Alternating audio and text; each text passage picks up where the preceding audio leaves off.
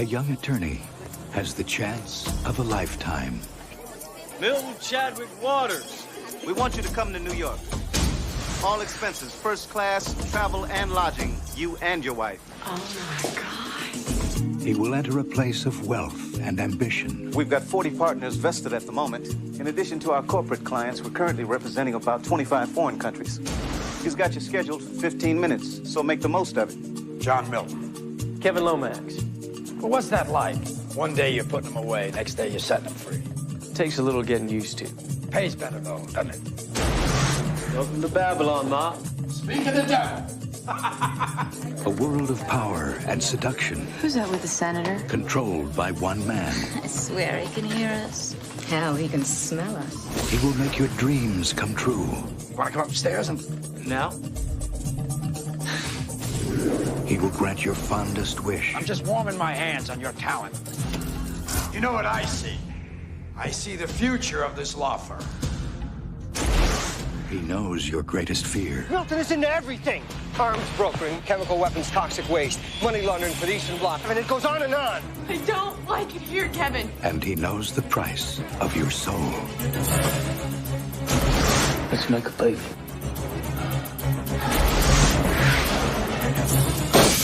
Who are you? Oh, I have so many names.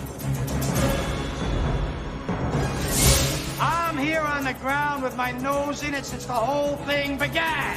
God likes to watch. He's an absentee landlord. Keanu Reeves. He's always been there. I know that now. Al Pacino. As God sleeps late. We will win. It's my time now. The Devil's Advocate.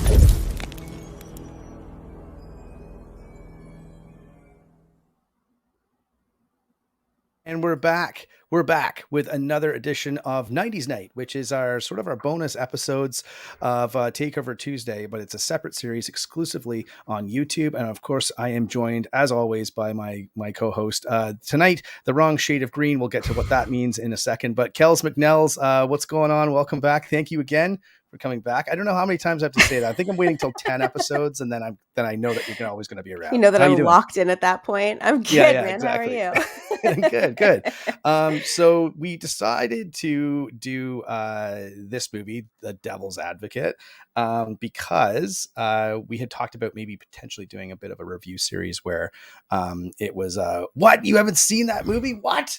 But this was kind of, I think this was sort of the first, this movie and Troll 2 were kind of the two movies that we had decided on because I'd never seen Troll 2. And if you're interested in what we thought of that film, you can check it out on YouTube. It was episode 2 of 90s Night. And then this was the third one. So we're kind of going one for one here with movies that we actually really dig or one of us haven't seen, and we're debating it. And I figure this is awesome because it's a legal, supernatural legal thriller from the 90s, from 1997. And I feel like we're going to have a really robust debate about this film, which is super exciting.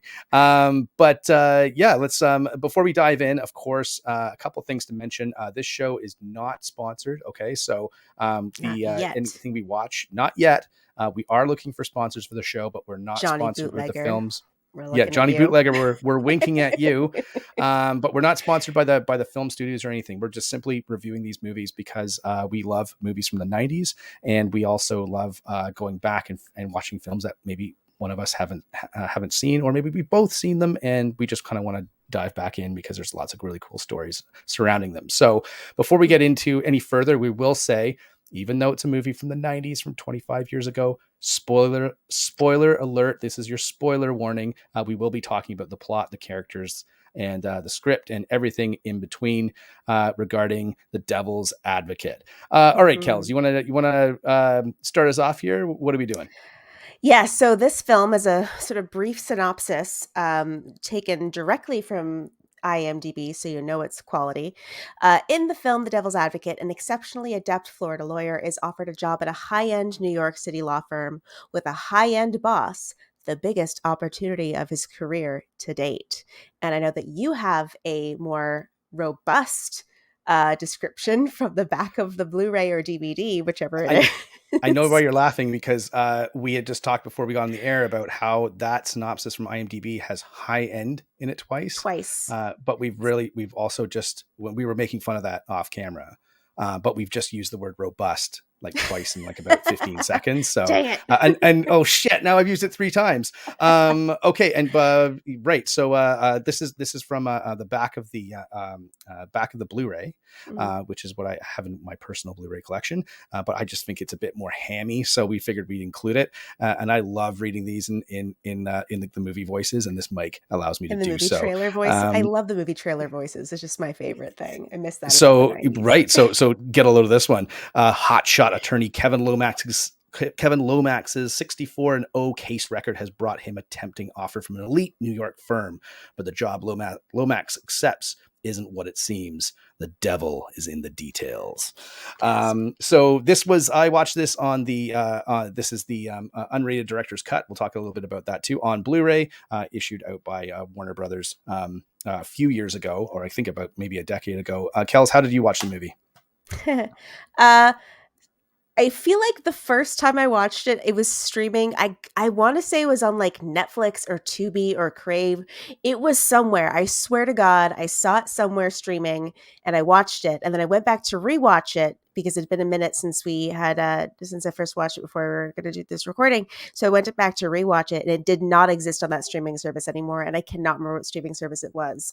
So I did check justwatch.com/CA. Does not exist. So the second time I rented it on YouTube, because I was like, all right, I just need to see it again. And I could not for the life of me recall how I saw it the first time. So there we go. It was just a fever dream. I imagined the whole movie. We'll, of course, throw the links down to where you can watch the film below. Of course, we believe in supporting physical media. We believe in supporting legitimate streaming services. So because it does help the industry and helps all the people and actors and everyone behind the scenes on these films. So we will put the links down below. So please check them out if you can. And of course, we'd be remiss if we didn't talk about what we were drinking tonight before we get into the nitty gritty of the Devil's Advocate. Kells, what do you have on tap over there? I have over here a reservation at Dorsia, which is a sangria drink that I made up for a soon-to-be upcoming video that will be released when I finish editing the 2.5-hour video that I have to cut down. I wonder what that could be. Fair enough. But yeah, so this is a combination of grapefruit juice, wine, club soda, some other stuff. It's tasty. I like it. Okay. And I decided to go with a top shelf bourbon tonight, just because I felt it was very, very lawyery. I felt a New York lawyery, if you will. So I've poured myself a double of this, and we'll see how this goes over the course of the broadcast or the recording here, over the course of the episode. It's very delicious. New York lawyer thriller review. Tastes like money and lies. Just like New York. Just like New York. Well, listen, this was really fun because I know we haven't really talked about, and we should tell our audience too, like we talk about the kind of the broad strokes of the film, but we don't really get into like the nitty gritty of what we actually liked and what we didn't like about it, just because we just feel it's more fun to kind of get in on that. So, and do it live. So we'll get some honest reactions from each other and that sort of thing. So now the film was released by Warner Brothers, of course, and was directed by Taylor Hackford, who is kind of a bit of a journeyman when it comes to directing, but he actually went on after this movie and directed Ray, which of course won all kinds of Oscars and critical acclaim. And he is it was also written by Tony Gilroy. Or co-written by Tony Gilroy, who obviously went on to make like Rogue One, and he just did the other Disney Plus series on Star Wars called Andor. He obviously wrote some of the Bourne movies as well. So this was kind of like a cool sort of like film that I love the 90s. I love 90s movies, as you can tell by the trailer. There's lots going on and lots of fun music and fun cuts, and I love everything that came out of the movies in the 90s. So but we should also specify that this is also co-written by Jonathan Lemkin, who of course is known for writing Lethal Weapon 4. And then also it was co-written by, I guess kind of based on the story, by Andrew Neiderman, who was the writer of the novel of The Devil's Advocate, which I did not realize was a novel, by the way. I didn't know we were getting literary with this again after American Psycho, our literary journey. Keeping it real, I guess. We gotta stay. I don't know if Troll 2 is based on a book, but we'll have to research that maybe a bit more. I mean, if you judge by the beginning of the movie when Grandpa Seth is reading a book, then yes, so, we'll go with that. Of course, the movie famously stars Al Pacino, Keanu Reeves, Charlize Theron, and Connie Nielsen, amongst others, which we'll get into the full cast of the supporting characters as well a little later on. But Kells, you want to give us a walkthrough of like start of production, box office notes, and that sort of thing? Yeah, so principal photography of this film began in New York in 1996, but they kind of had some delays because they had to dismiss the original cinematographer and assistant directors. There is a lot of kind of buzz about why that happened, but the world premiere actually happened on October 13th in 1997 in Westwood, California. So the runtime of this movie, I also did not realize what I was getting myself into when I started it at like 11 o'clock on a Monday night. It is 2 hours and 24 minutes, friends. So buckle up because this is a long movie. Which I forgot to tell you, and I had forgotten it was that long too. And we just did a big piece about bitching about long movies and bring back 2 hour movies, and then the next movie we decide to right. So that's my fault because even I did the same thing. I put it in and I was just like, oh, I got to watch this for the review because I got to refresh my memory. And I put it in and I was like, oh yeah, how long is this? And I was like 2.5 hours. Good God! And so I had a late night as well. Yeah. We still haven't got there yet. But so the domestic box office of this film grossed 61 million. The international was 92 million for a grand total worldwide box office of 152 million. Fun fact, this also was on the same opening weekend of I Know What You Did Last Summer, which made 16.1 million, ever so slightly more than The Devil's Advocate's 12.2 million in its first opening weekend. So there you go. The power of Sarah Michelle Gellar strikes back once again. Hey, and listen, that's a badass double feature too. I don't care what anyone says. Like you could go and see two of these movies that weekend and do a back to back. Pretty good. Dramatically different tone. Yeah. Yeah, I still feel that this movie is kind of. I think it's got a lot of horror elements too. I think that are weaved in and out of the film.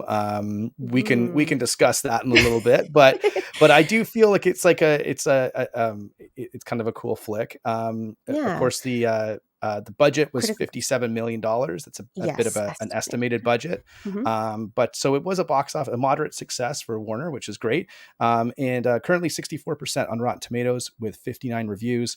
And the critical consensus at Rotten Tomatoes is, though it is ultimately somewhat undone by its own lofty ambitions, The Devil's Advocate is a mostly effective blend of supernatural thrills and character exploration.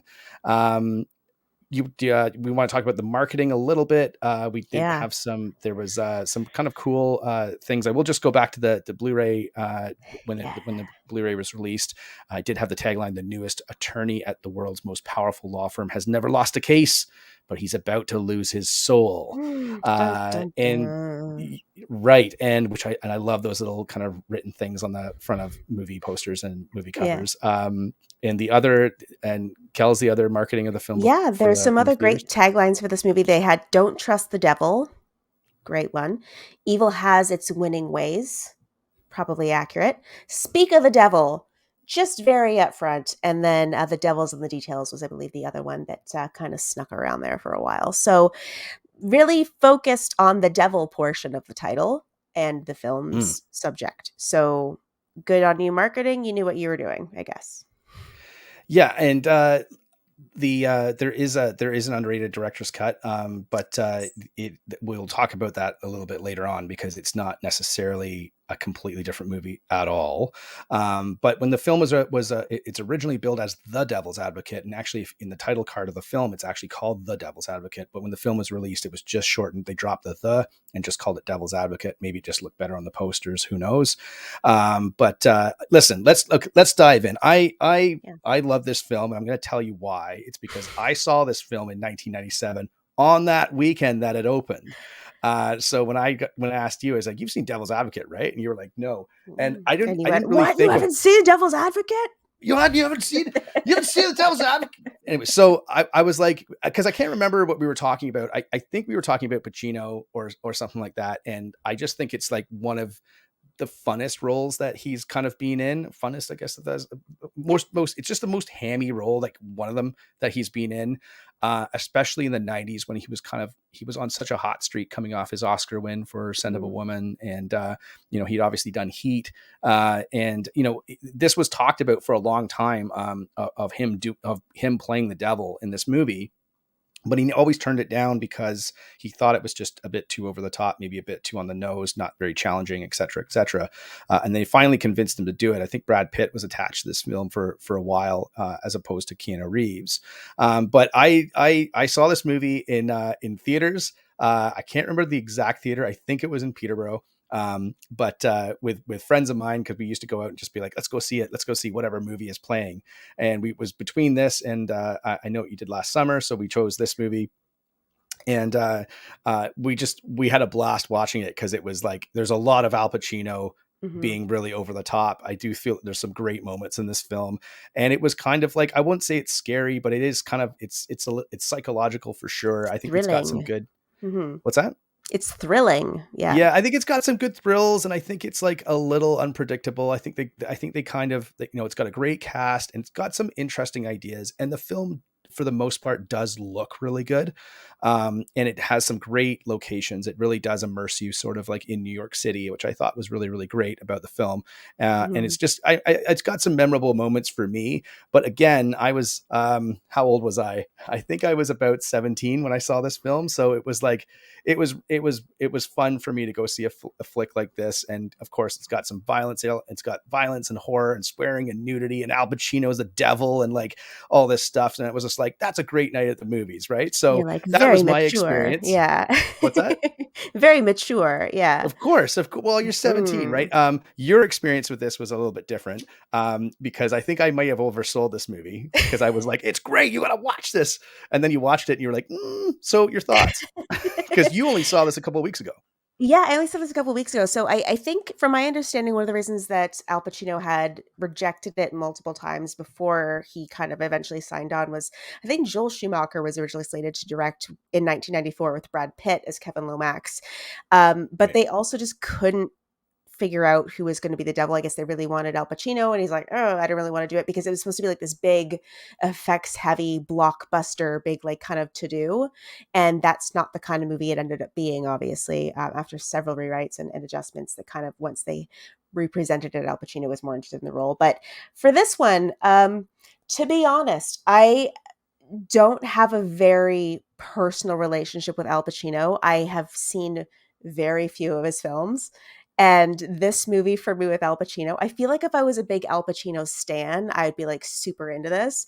But watching it, I was just like, he's loud. He's very he's very, like, he kind of reminds me of like Dustin Hoffman in a way, but like if you imagine Dustin Hoffman playing this role, it's a very different kind of vibe to it. So that's kind of where I put myself mentally. So I just imagined him as like a more New York Italian version of Dustin Hoffman, and it's a very different movie that way. So yeah, I thought it was gosh, how do I articulate this? I thought it was really silly and fun, and like very hammy is, I think, a great way to describe it. But like, I think I was expecting more like intense thriller and less just like Al Pacino, and I don't know, that's just me, I guess. Yeah, I mean, I think we had talked about this before about like, funny enough, we had said we bring back 2-hour movies, and we decided to review a movie that's 2 hours and 24 minutes. But I do feel the movie could have lost probably about 10 minutes off of this film to make it a little bit tighter, maybe even a little bit more. But ultimately, I felt like it like one of the things they did well in the 90s, which kind of was something that was like that carried over, I think, from the 80s a little bit, was that let's make a movie for 60 mil. Let's get some star names in it. Again, we'll get to the supporting cast in a second, but because it's very, very well, it's a very, very, I almost said it again. It's a very I've heard robust that. cast. Heard that. But it is a very dynamic cast For of sure. long-term character actors, new talent, and established stars, and I think that's kind of what sort of carries this film over the finish line. I For don't sure. necessarily think that like the 64% on Rotten Tomatoes is like a misleading score. Like I would give this movie about a 3.5 out of 5. I don't think it's Yeah. perfect by any means, but I do feel it's worth watching. I do For feel it sure. has some interesting ideas carried throughout it, and there is some great sequences. And I do like when an established actor, like let's say Al Pacino, and like you said, you weren't a stan. I don't know if I'm a stan of Al Pacino. I love Al Pacino. I just remember all of these movies coming out. So I never, as a kid, I wasn't watching Al Pacino movies in the 80s per se. I went and saw Godfather like later on in my life, like in the 90s, but I was also watching all of his films come out during that time period. So like I loved Heat. I thought Heat was amazing. And then of course Carlito's Way, which was, the sort of indirect sequel to Scarface. Like there's a lot of great movies that he did there. Now, when he won for Scent of a Woman, that's where the hoo-ah comes from, right? So that's from that Ah, character. And of course he gotcha. won the Oscar for that. And then kind of like after that, he was always loud. Like he was always a bit louder Yeah. than he was previously. But in this movie, I really liked him because a couple things. One, I love his intro because they don't really make a big deal out of it. He's just kind of standing on a street corner, and it's just a nice kind of like, there's a really cool shot of him, and he kind of has this smirk on his face because he knows he's landed He's like, Lomax is as part of his firm. But there's also a lot of like, haha, like, so there's no hoo-ahs in this It's like, movie. There's a lot of ha-has. Like, so he says something, he goes, ha ha ha ha. And there's a lot of funny stuff. Like, I think he really gets like, he like, even in the trailer when he goes, speak of the devil, ha ha ha. Like, that's like, it's so like over the top, but I yeah. mean, the devil is probably supposed to be a bit over the top. It's one of my Mhm. favorite, like, it's one of my favorite interpretations of the devil in movies, like in this kind of setting, right? Like, so not a True, monster, true. but like in human He's just form. like a guy. Yeah, he's just like a smarmy kind of guy. Yeah, and I thought that the idea of and this was a direct you can tell that this is a direct product or byproduct of the 90s, because the John Grisham movies were so popular, and like these Yes. types of thrillers were so popular, and they did Mhm. so well on home video and at movie theaters. There was a lot of like these types of movies were kind of programmed as like as counter programming to anything that came out, because it would capture Right. sort of like the more mature audience, right? So Right. or just adults in general. So with this film, I really felt like the idea of setting it in the backdrop of like New York City, all this evil that's happening is created by lawyers, which I think is like a funny idea. But I kind of do feel like bring it home in the end, and there's a lot of quotable lines in this movie, which we'll get to as well. For sure. But yeah, I it's yeah. I liked it. It has a special spot in my heart just because I like Al Pacino, and a Just lot of this movie made me laugh, and I'll get to a couple of those stories because I do have some funny stories to talk about yeah. when I watched this movie for the first time. So See, I feel like for me, Al Pacino, like you mentioned, like Heat and Scent of a Woman and Scarface and a bunch of other movies. I have not seen a single one of those movies. I'm not gonna lie to you. I have not seen any of why the you haven't seen Godfather. Heat, Scarface, Carlito's I've never seen Way? none of those movies. I've not seen a single one of them. So my relationship with Al Pacino was very limited. And I do agree that I think that like this kind of came out around the time of like Fatal Attraction and like those kind of like 90s like serial killer sexual thriller movies that are like very kind of genre, but they're like, Yeah. hey, what if we take that same vibe but we make it a legal thriller and throw in some supernatural shit, which is like such a weird combination, but I can totally see how they got there. I can see the train of thought that they went down, being like, hey, let's check off all these boxes and this will be a really interesting movie. And from what I understand, they kind of sold this script or sold the concept of this movie, just or the writer sold the concept of his book, basically saying like, hey, so it's basically like every person that's ever committed a crime and has been guilty, but they just basically get off scot-free because they've got this amazing team of lawyers. I'm horrifically paraphrasing, but essentially he Mhm. sold it on that idea of like everyone's guilty, but they have a great team of lawyers that's like kind of pushed by the devil, and so that's why they win. Which, when you think about it, when it's phrased properly, is a great kind of starting point in terms of like taking all these people that are horrible not good people that are horrifically guilty, and then just sort of saying like, you know what, let's give them a scotch-free pass and see how far they can get, and just let's look behind the scenes of that to the lawyers that put them in that kind of running around position. Like there's a line in the movie that I really kind of grabbed onto when I saw it, which is Kevin Lomax is kind of talking to I think a journalist or someone, and the journalist or whoever it is says like, well, the guy at the beginning of the movie that got off, they found the body of a 10-year-old girl in the trunk of his car. And I was like, oh, that's a heavy moment where he really realizes like the consequences of his actions. But at the same time, it's like, okay, whatever, I'm still making a ton of money, and just kind of goes on from there. So it's just such a curious mix of like, again, That those is a point. 90s. That is a point in the movie where he is realizing what's happening, Yeah.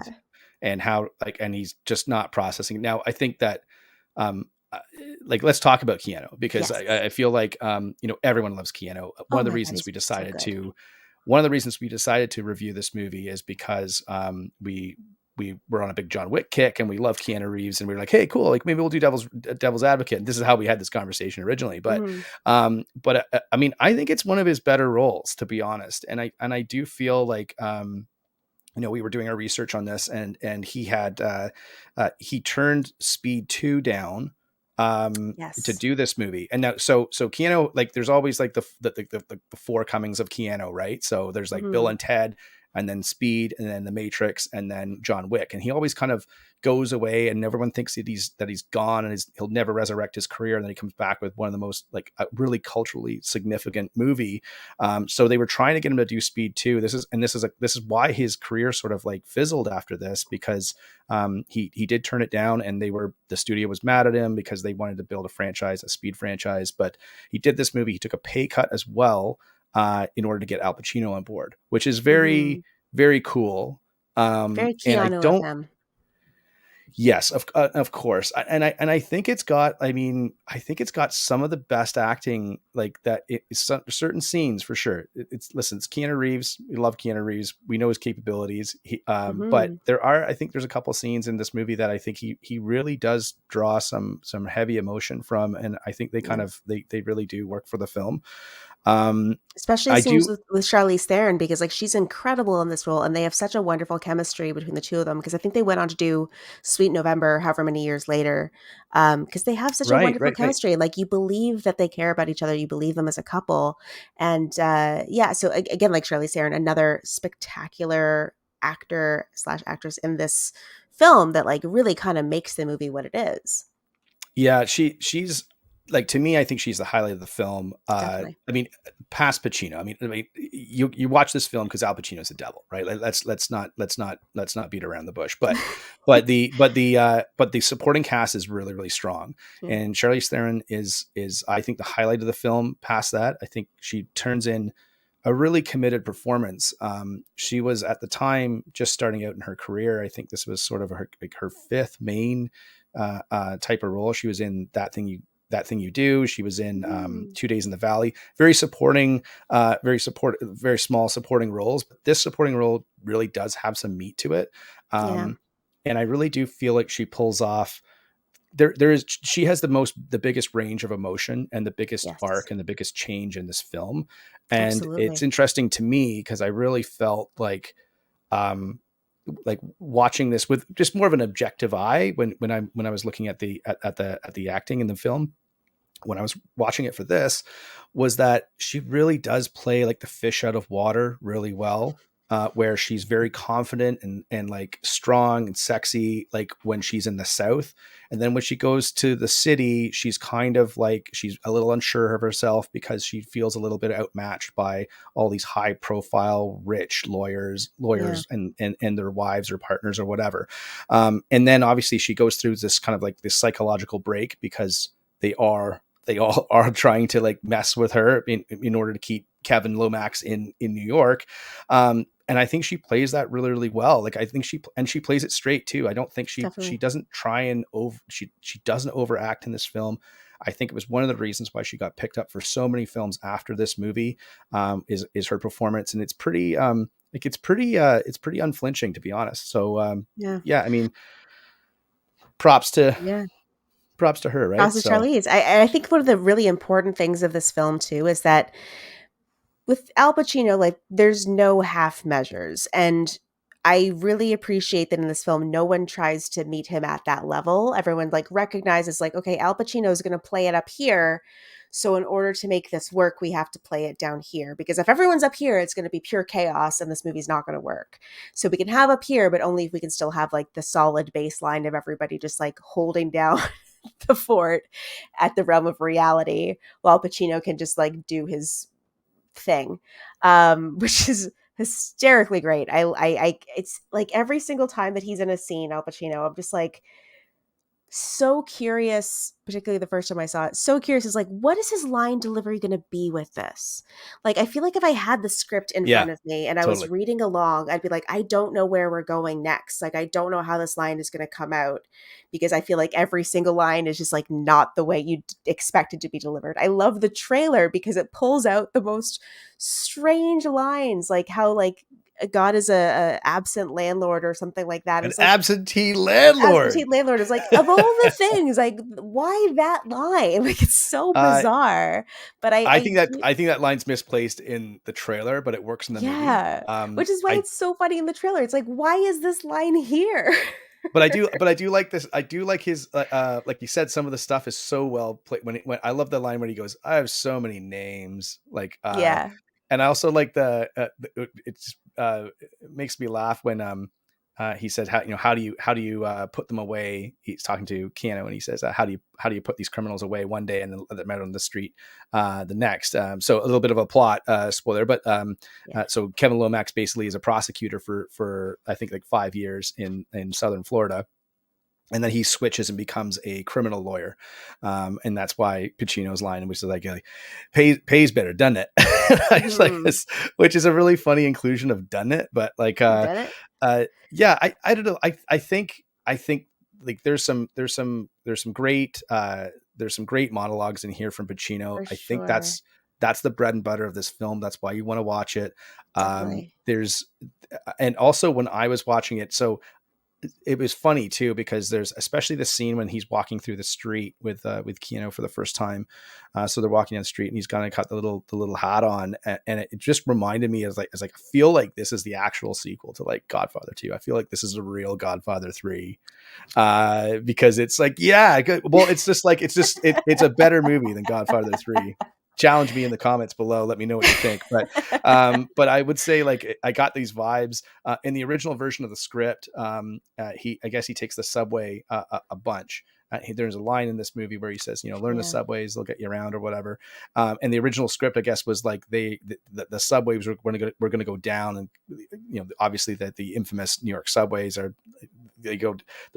you can get lost in them, and there's all kinds of weird stories about them and stuff like that. So the idea was that the subway system would kind of be like the seven rings of hell. And that's why he was actually living in New York and whatever, but they kind of moved away from that, probably for budgetary reasons, to be honest. But I don't know. I thought it was an interesting, I think it's interesting casting. We should talk about the other great supporting actors and actresses in different roles. Delroy Lindo, of course, plays one of the clients for John Milton, who is Al Pacino's version of the devil. Al Pacino, of course, John Milton, named after Paradise Lost or from Paradise Lost, but Delroy Lindo in a very small role is excellent. Craig T. Nelson, of course, everyone knew Craig T. Nelson at the time in the 90s as Coach from the show Coach. Obviously, he was also the dad in Poltergeist, but they really cast him against type as an evil fucking dude in this movie. And then Connie Nielsen was who of course has starred in all kinds of movies, but this was her first North American picture, which she had a significant role. It was their first North American picture she starred in, and she has a fairly significant role in this movie too. So it's really cool. Like, it's kind of a good blend of characters that of actors that they got. And of course, Judith Ivey, who plays Keanu Reeves's mom in this. She's really good as well, like in the very few scenes that she's in. And of course, Chris Bauer is in it. He plays that kind of like the pedophile defendant at the start of the film that Kevin Lomax is sort of representing. But he's been in tons of stuff. Like he was in True Blood. He was in great character actor. And I will say, my thoughts about this movie, I was like, everyone who's been in this movie has not aged. In fact, I think everyone looks better I think they look better now than they did when they were in this movie. So hey, maybe fight there me in the was comments a for sure. pact with the devil. Maybe not Al Pacino. Yeah, maybe not. Maybe Al not Al Pacino. Looking a little but old, they had like their own but crossroads situation, perhaps. Yeah. But yeah, I also maybe fun fact. I was just gonna say, like, Charlize Theron was 10 years younger than Keanu Reeves when she made this movie, and the actress that played Keanu Reeves' mother was 13 years older than him. Right. I don't know what to do with this information. This is just information I have in my brain. I think it's faces. I think it's like, it is. I think it's how the faces test on screen. And, Definitely. And of course, I think, yeah, I mean, I think, I didn't get the sense that they were that much older. I think Charlize Theron has a really, like, I think she has just a really, she's got like an ageless, timeless energy to her. Like she's just like, she could be like 20 or 40, or like she could be anywhere in between. She's just kind of, she is what she needs to be for the character. She's just kind of perfect that way. Yeah. And just talking as a dude as well. Like, I mean, I think her facial structure is very strong, but she's also like, she's very strong on screen, but she's also she can be charismatic and also a little vulnerable as well, which you kind of see that gamut through the movie. So she's never too, it's not like she's not believable. And she has, she is very sort of strong-willed at the start of the film, which I think is a good character trait too, because she doesn't get along with Kevin Lomax's mother. They kind of have beef.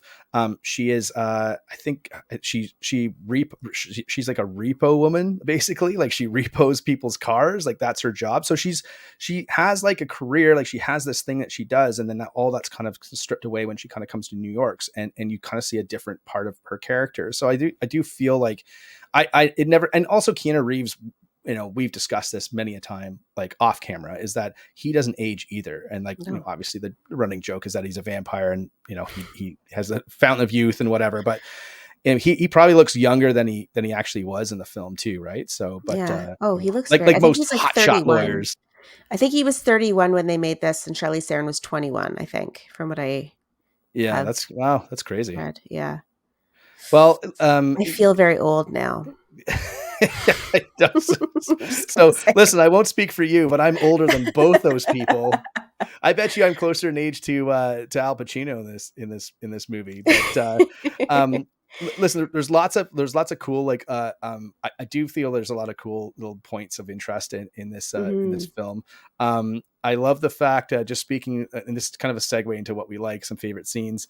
I do love the fact that Don King was in this movie for basically almost no reason, but they're like, who could we get to be like a friend of the devil in New York City? Yeah. And they picked Don King, which is pretty funny. And the guy who's boxing in the ring is actually Roy Jones Jr., which is in an uncredited cameo. Well, that's also like the bout that they attended was not staged. Like that was an actual legitimate world championship boxing match at Madison Square Gardens. Like that was legit a real fight, which is really cool. Awesome. I don't know who those boxers were, but they were real and they were doing it. So good for them. That's all I'm gonna. I will say this scene too, where they close down the street at kind of near the end of the movie, moving towards the film's climax, where Kevin Lomax comes out and the whole street in New York City is shut down. Now, that scene for me has always stuck with me for the longest time, ever since I saw the film, because they did kind of recreate that in I Am Legend and some other films past that. I'm sure it wasn't. Yeah, exactly. And I'm sure it wasn't the first movie to do it, but it was just such a feat at the start. That street in New York City is very, it's usually very clear. It's not very busy at certain times of the day. So they shot it very, very early in the morning. But I remember also as well, like during the pandemic, when they right before the very first lockdown, I was in Toronto and I was going home, and I was like standing, like I was going to Union Station to take the train out of the city. And usually there's no spot. There's no standing room on the sidewalks. It's so busy. But just that day there was nobody there. And it always reminded me of this scene from Devil's Advocate. So I don't know, maybe that's why I like the movie. I'm not sure, but lots of other cool little tidbits in this film. Of course, very noticeable landmarks. I love the locations and the architecture in this film. Very, very, very cool. Of course, Donald Trump's famous gold New York penthouse apartment is Cullen's apartment in the movie. Of course, Cullen is played by Craig T. Nelson, who is a land developer, a respected and shitty real estate mogul in New York City, and who obviously kills his family and gets off scot-free because of Kevin Lomax and obviously the devil's influence and over him. I laughed out loud when I saw that because I did not remember that. Mm-hmm. But how funny is it? Like, here's the character, here's what he's about, and then going to Donald Trump. Obviously, there was obviously some sort of influence on the character there. And then of course Trump's like, sure, shoot it in my apartment, like whatever. I had a feeling, I kind of felt like Don King was maybe supposed to be Donald Trump in the film, but I have no idea. I just got the sense that Trump was maybe supposed to be in here and he didn't want to do it or whatever. So he gave them the apartment, which is like so gaudy, and I don't know, it's a good fit, but it's just hilarious that's how it ends up in the movie, in this particular setting, right? So anything like what were your takeaways from the film? Like, what did you really like about the film as past the acting, I'd say?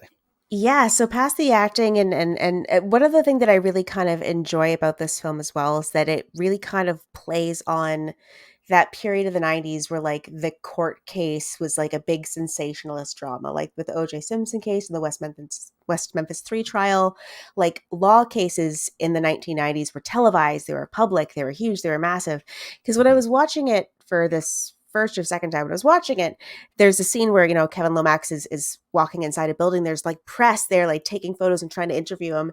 In the back of my head, I'm thinking like, when ever does that happen, that there's like lawyers that everyone's like, oh my god, it's Kevin, like running after him? But then I thought of the O.J. Simpson case. I was like, no, that's 100% like the law team is just as a celebrity as the people who are charged. So that was such an interesting period of time where sensationalist media was really becoming a huge thing.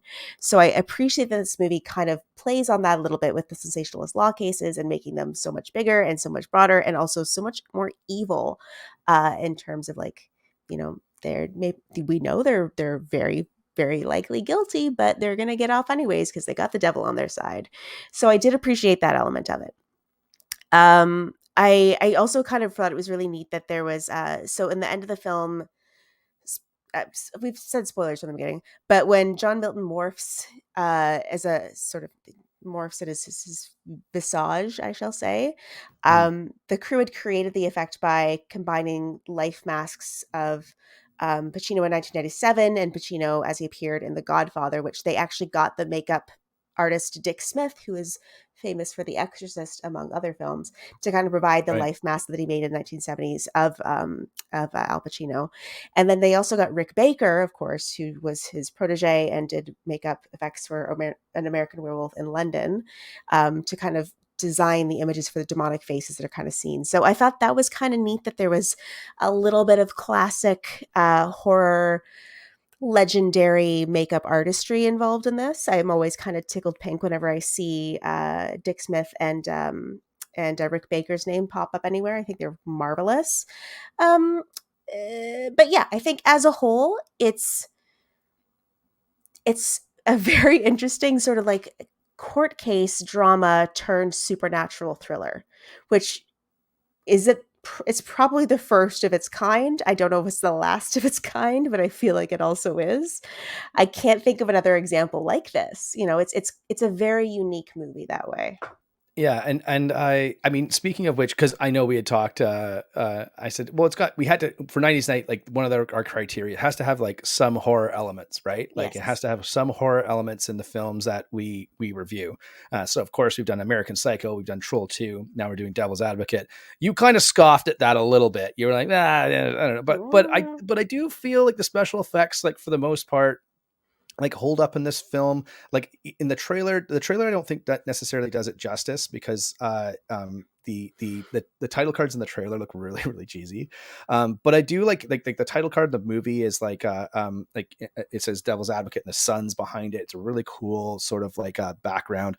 I do feel like some of the morphing special effects of the demons that show up, that Charlize Theron starts seeing, I think were really really well done. There's the scene where she's in the changing room with the two other wives, and the one guy's wife, she puts her face morphs, and then there's a whole, like, it seems like there's something inside her, and it kind of ripples her skin down, and it freaks Charlize Theron out. Designed by Rick Baker. Yeah. Rick Baker, it's so well done, and it still holds up today, and you can tell that's sort of like a combination of like practical effects and digital effects. Yeah. So yeah, some of the CG it doesn't necessarily hold up. Very 90s. I mean, the joggers through the park is a great scene. I mean, it just looks like Predator, which is kind of cool, right? Yeah. But I'm always happy to see Predator. But I did feel like, I mean, even some of the blood work in this film is really good. And some of the editing is really well done as well. Obviously there's just to get to convince these characters that they're kind of losing their minds and they can't really trust what they're seeing.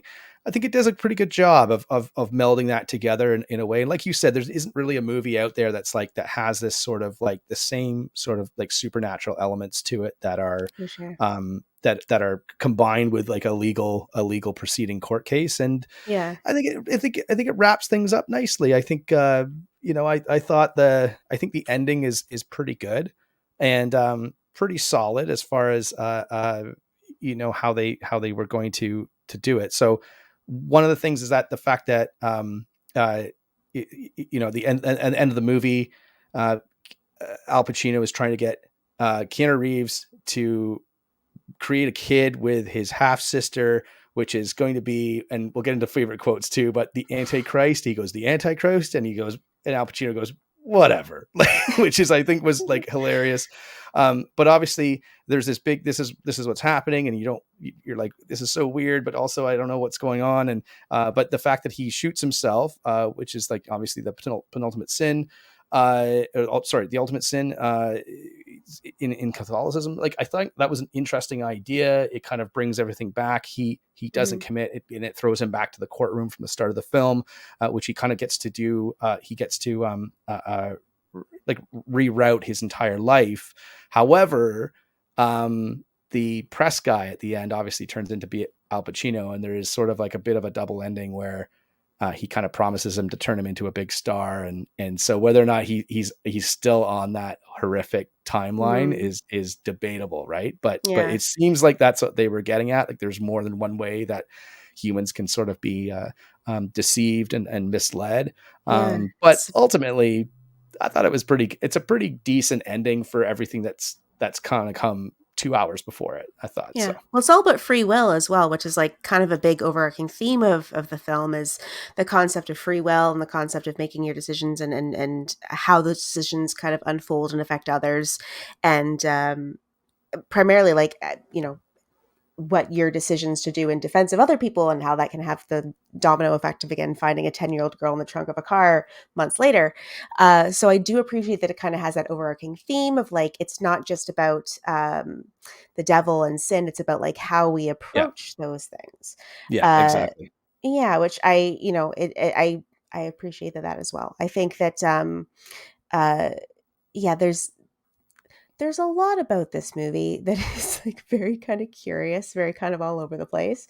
But like I said, it's a very kind of unique film that I can't think of anything else like it. It also feels very 90s too. You know what I mean? Like it feels like a very, very 90s film, not just because of the design elements of everything, which are also extraordinarily 90s, and I kind of really appreciate that. But it's just sort of, it has that vibe of like the thriller with the kind of horrific element tinge to it, and like there's different relationships and how they intermine and tangle and like blah blah blah. So I appreciated that about this film. I'm glad I saw it. I will give you that. I'm glad I watched it because now I can say I've seen it. Any favorite scenes then that you think that you liked out of the movie like the most? And Yeah. or quotes. Let's do our favorite scenes Our and favorite quotes, and then we'll get quotes. to some minor major gripes afterwards before we Definitely. wrap it up. But like I've got a bunch here because I love quoting this movie. Yeah. I It's not love, as quotable as American Psycho, I'll give it that. or But Troll it's 2. or Troll 2 maybe, but I still think it's got a lot of great quotes. Yeah, And you know, obviously we had to take into consideration it. We had to have horror elements to review it on 90s definitely. night. So yeah, go. So my favorite quotes, I love the quote, "Guilt is like a bag of fucking bricks. All you got to do is set it down." Mm, yeah. Words to live by in a very kind of self-serving way. There's also the comment from Al Pacino, which, side note, okay, so having seen Tropic Thunder prior to my familiarity with Al Pacino, every single time I hear the name Al Pacino, I think of like Al Pacino from Tropic Thunder, and it ruins it for me. So I can't take it seriously ever. But anyways, there's I now think of Dunkachino from whatever oh, that Adam Sandler from movie that was. commercial. Listen, I work with a guy and I say that every time. I go, it's not Al anymore, it's Dunk. And I go, Dunkachino? And he goes, dude, just like you've run that into the ground, which is what I do. Like I grab something that's funny, I run it into the ground until nobody thinks it's funny but me. But I love saying Dunkachino now. It's like my favorite thing in the world. But yeah, anyway, I don't even know what Yeah. movie that's from. It's from one of the Adam Sandler movies, I think on Netflix, where it's a One anyway. of his many. Yeah. We wanted to put a clip Um, up, but we were afraid that was going to get a copyright claim on it. But Dunkachino, look it up. It's hilarious. But yeah. I love the quote, "Underestimated from day one. You'd never think I was a master of the universe now, would you?" Because like the Mm. whole thing about underestimated from day one, that was kind of one of the reasons that that Lucifer kind of left, because he was like, "Ah, these motherfuckers are underestimating me. I could do so much better than this." So I thought that was kind of an interesting way. There's lots of lines throughout the film that are stated by Al Pacino. I can't like I'm just going to refer to him as Al Pacino. It's not even the character of Milton. It's just Al Pacino. But there's many lines that are uttered by him that kind of direct towards his true identity, layered throughout, peppered throughout as like little tidbits of information, little like breadcrumbs along the trail, which I kind of appreciate. There's a line near the end where Kevin says, "In the Bible, you lose. We're destined to lose, Dad." And John Milton says, "Well, consider the source, son." Which Yeah. also has to like feed into one of my favorite interactions, which is Kevin says, "What are you?" And Milton says, "Oh, I have so many names." And Now I've Kevin got says, so many names. "Satan." And Milton says, "Call me Dad."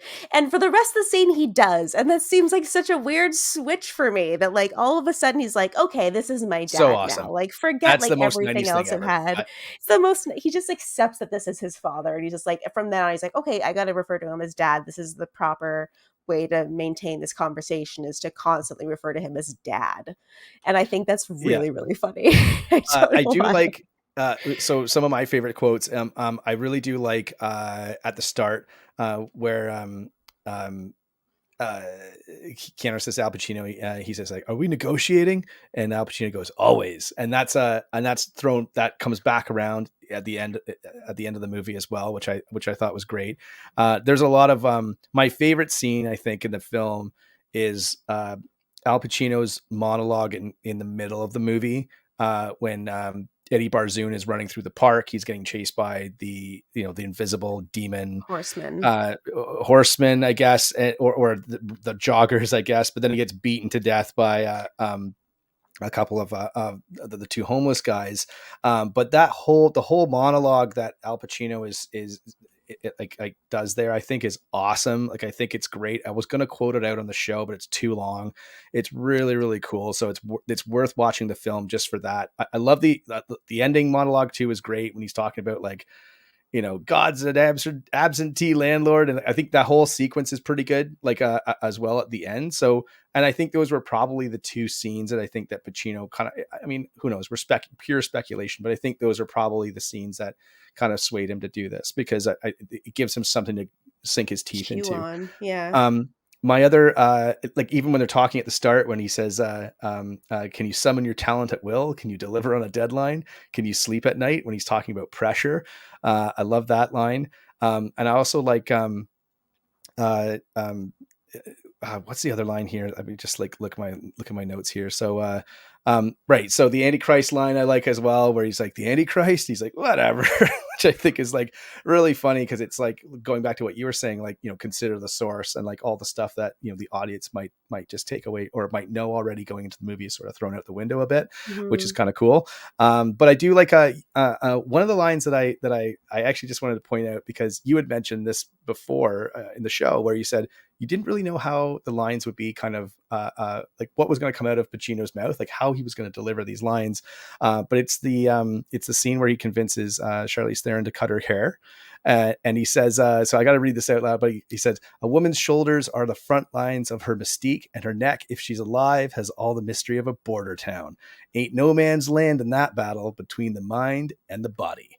And I don't even know what that means, but it sounds fucking cool because Al Pacino said it. And she goes, yeah. And just that, like, okay. And what I like about that, like now, what I like about that scene is I just like the actors in it, and Yeah. it just looks like it's just such a well acted scene between somebody who is like, one of the greatest actors of his generation, maybe of all time, and then this younger actress who I really do feel like carries her own. We've already talked about Charlize carrying, maybe being one of the best performances in the movie, or the best performance next to Pacino. I would say maybe, right, because that's right, personal opinion. Just saying. Sure. But I did really like that. And then one of my favorite quotes of the movie, and I have to tell a little bit of a story here about this one, is Craig T. Nelson when he's as Mr. Cullen, where Lomax is telling him, basically getting the story from him so he can represent him as his defense lawyer. And Craig T. Nelson is getting more agitated because he doesn't want to tell a story, or he doesn't want to go over the details again.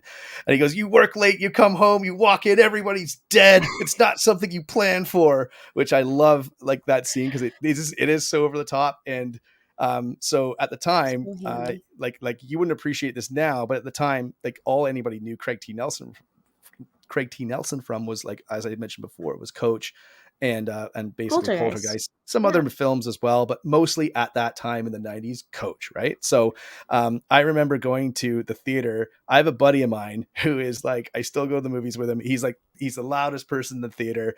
He's always making comments. He's always being told he's always being shushed in the theater. But we went to see that movie, so we were all like, he's a couple years older than me, but we're all kind of like young men up to no good, right? So when they're showing him the pictures, like the crime scene photos, my buddy goes, "Oh, Coach, no, Coach, why would you do that?" Oh, like everyone was like, "Shh," and we couldn't stop laughing because it was like Craig T. Nelson, but like, because it's just one of those things that you're like, it's just funny in the moment because it's like you're not supposed to say that. But anyway, it's really, I always remember this movie because of that. And but yeah, I mean, it's like, it's one of those stupid things, right? When you go to the movies with your buddies that are super loud, and that's what happens sometimes. But yeah, I mean, I think it's fairly it's fairly quotable movie, I think, here and there. So yeah. Anyway, okay, so let's wrap things up. Sorry. The one last thing I had to say was I really did appreciate the fact that money's not really talked about in this movie, but they do say that Kevin Lomax's hourly rate is $400 an hour, which I feel like is like a good deal, but expensive in 1997. But who knows? We didn't have the time to kind of figure out how much that was. Inflation, yeah. Let us know in the comments below, because we'd love to know. But yeah, let's move on to like, I think we've already kind of talked about, like, our minor gripes with the film, but let's talk about the legacy of the film and kind of why people should check it out. Yeah, absolutely. I mean, with this film, there was actually a prequel novel that was written by Andrew Neiderman called Judgment Day, which is about John Milton arriving in New York City and obtaining control of a Mhm. major law firm. So it's a prequel. And I also thought it was interesting that they did make a very unsuccessful attempt to launch this as a series or adapt it as a series in 2014. But they did make a successful launch of a stage adaptation in the Netherlands in 2015 called Advocaat van de Ville, which is great. The Wait, can you lasting say that again? legacy. Can you say Nope, that? I can't. I feel like the wonderful lasting legacy of this film is really like it's done a lot for the actors that are in it, just in terms of like Mhm. their exposure. I'll say that much. So like Charlize Theron, again, like she was still sort of an up and comer. Keanu Reeves was at the top of his game, but he didn't want to do just action movies. He didn't want to get typecast on that sort of thing. He wanted to kind of challenge himself a little bit more. Al Pacino is Al Pacino. There's a lot of people involved in this movie that kind of continued on to create and build really kind of lasting legacies for themselves and their careers that kind of stemmed from this movie. Um, I had only heard of this movie kind of in the context of like the title and knew nothing about it. I would love to have seen this movie as like a total 1,000% blind watch, like not even hearing the title because I feel like the title gives a lot away, not seeing the poster because I feel like the poster gives a lot away. But if I had gone in like knowing nothing about the plot, nothing about anything, and just went in completely like, where is this unfolding? I feel like it would be a wild fucking ride. I would be Well, I can so on board with that. Yeah, I can tell you, like, we used to go to the film, we used to go to the movies, and if it was a big movie coming out, like whatever, the new Lethal Weapon movie, new Arnold movie, Yeah. whatever, we'd go and see it, right? Because we're whatever. Yeah. But if there wasn't playing, we just wanted to go see the movies. We would just go and see like whatever we thought looked the best. And Right. like obviously when we went, we're like, we don't really want to see a slasher because it's just kind of like there were so many of the teenage slasher movies coming out at the time, but we were just like, the selling point for us was just like, it's Al Pacino as the devil. That was the selling point, and it doesn't really matter what the plot was. So you kind of went in sort of like, I think we had seen the trailer, but basically it was just like there wasn't that much to go on. It was just like Al Pacino's Satan. That's awesome. Let's go and Mhm. see it. So, and I think they did a brilliant job with the marketing, and I think the legacy of this film will kind of be will be that. I think it's like, this is the movie where Al Pacino plays the devil. Yeah. That's the reason you should watch it. The monologues are really good too. That's the Do we reason want to? I watched it. Yeah.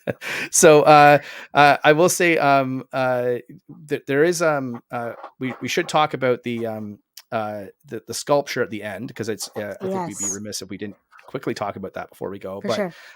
that ties into the fact that the film was released as an unrated director's cut.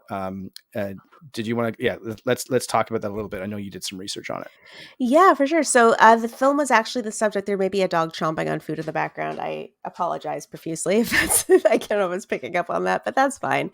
The film was the subject to legal action in a Hart v. Warner Bros. Incorporated in 1997, because the sculpture that sort of featured at the end of the film that features the human forms in John Milton's apartment that sort of was created by having dancers filmed underwater, which is a really kind of cool way to achieve that effect. But the sculpture that featured the human forms closely resembled a sculpture called Ex Nihilo by Frederick Hart that is on the facade of the Episcopal National Cathedral in Washington, D.C. There was a scene that was like involving that infringed the copyright law for Hart, and so he sued them, saying like, how dare you use something that looks kind of like the thing that I made. I'm going to sue you, and you can't use this. So a lot of the DVDs and the Blu-rays that went out, I guess not Blu-rays at the time, Blu-rays now later, I don't know if it says this on your actual copy or not, but many of the DVDs that were released actually had like a sticker at the bottom of it saying like, it's not related to this sculpture, yada, yada, yada, yada. They actually had to have a disclaimer that was put on the bottom of the DVD case, because that was kind of what the judge ruled. He's like, you guys got to stop fighting about this so we can just release this dang movie. Just put something on the bottom and just like let it Right. happen. Yeah, and that's why. So they redid some of the special effects in that scene, so it would not as closely resemble the sculpture. the sculpture, which is why this was on Blu-ray, was released as the unrated director's cut. I believe that's how the DVD came out as well. As we know, if you say something's unrated, people rent it more often. They think They there's want more more violence. boobies. more boobies, more sex, more violence, more blood. But really, realistically, there's it's not just more really sculpture. anything.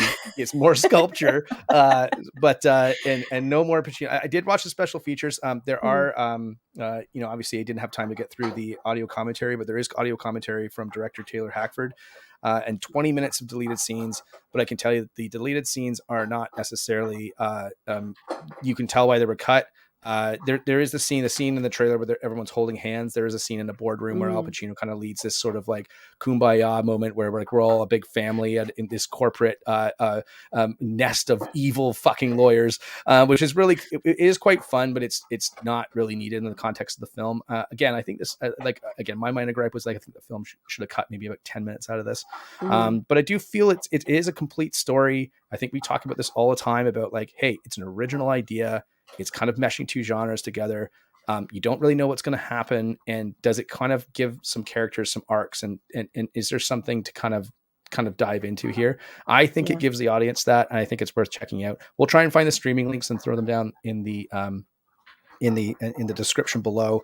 So anyone, if you need to pick up the Blu-ray, I'm sure you can find it for a fairly reasonable price. No 4K release yet, but who knows? I might have to buy it for that street scene in New York City. So I think that's all we got for this one, right? So, and before we go, one last thing, I got to sneak this in. But big shout out. There is actually a little bit of product placement in this movie, which I think we should add to our things, but a little shout out to Popeye's Chicken, which is seen in one of the painting scenes when Charlize Theron is trying to paint the apartment, the wrong shade of green, might I add. And of course, just an excuse for me to use this. It just tastes so damn good.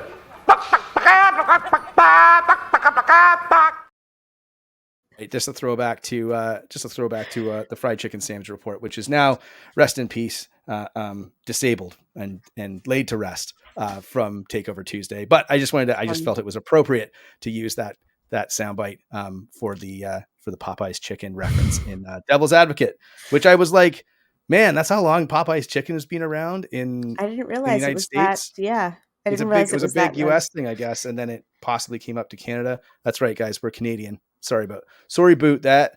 But yeah, I mean, I think it's a decent flick, at least. Sorry for having to make you sit through 2.5 hours of it twice. But hey, that's your choice. You just take better notes next time. I know, right? I just gotta not watch it so late at night and actually like be less bewildered by the performances of Al Pacino, so that I can make adequate notes. It's Dunkachino now. Dunkachino. All right. Well, that's it for another edition of 90s Night. We'll let everyone go. Thanks for tuning in. Please let us know your thoughts. And if you have a suggestion of a film we should review, please let us know. The criteria is that it has to be released in the 90s. It has to have some horror elements. We've got some ideas of other films that we're going to do, but we are going to try and we're going to try and narrow it down. But hey, to our audience out there, if you've got any suggestions, let us know. We will try and incorporate them into a future episode of 90s Night. I'm your host, Benner. Of course, I'm the legal eagle tonight, and Kells McNell's The Wrong Shade of Green. Not a reference to your hair again, right? Nope. It's a reference to the movie. It's the paint color. She just can't get it right, and I feel so bad. But also, every shade of green she picked was horrible. So I'm like, honey, just keep. You'll get there eventually. And she's trying, okay? She reposts cars for a living, right? She's not an interior designer. Okay, until next time, I'm Benner, and for Kells McNell's, this has been another edition of 90s Night. We'll see you on the next one. And hey, just for reference, here's the trailer again for Devil's Advocate. Yay. A young attorney has the chance of a lifetime. Milton Chadwick Waters. We want you to come to New York. All expenses, first class, travel and lodging, you and your wife. Oh my God. He will enter a place of wealth and ambition. We've got 40 partners vested at the moment. In addition to our corporate clients, we're currently representing about 25 foreign countries. He's got you scheduled for 15 minutes, so make the most of it. John Milton. Kevin Lomax. Well, what's that like? One day you're putting them away, next day you're setting them free. Takes a little getting used to. Pays better, though, doesn't it? Welcome to Babylon, Ma. Speak of the devil. A world of power and seduction Who's that with the senator? controlled by one man. I swear he can hear us. Hell, he can smell us. He will make your dreams come true. Want to come upstairs and... Now? He will grant your fondest wish. I'm just warming my hands on your talent. You know what I see? I see the future of this law firm. He knows your greatest fear. Milton is into everything. Arms brokering, chemical weapons, toxic waste, money laundering for the Eastern Bloc. I mean, it goes on and on. I don't like it here, Kevin. And he knows the price of your soul. Let's make a deal.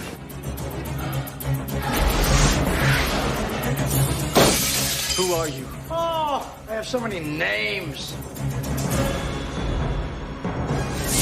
I'm here on the ground with my nose in it since the whole thing began. God likes to watch. He's an absentee landlord. Keanu Reeves. He's always been there. I know that now. Al Pacino. As God sleeps late. We will win.